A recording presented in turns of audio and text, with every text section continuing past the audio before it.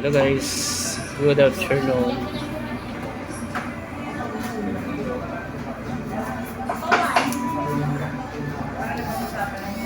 Ito mali kami guys. Ito.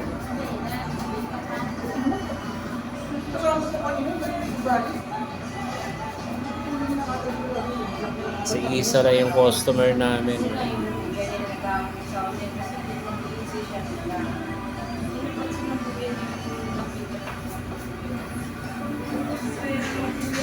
Shoutout naman dyan guys sa mga walang mga customer ng mga salon. Ayan.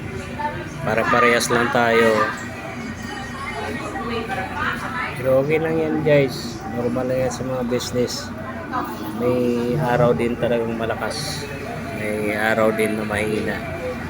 Kaya tiis-tiis lang tayo.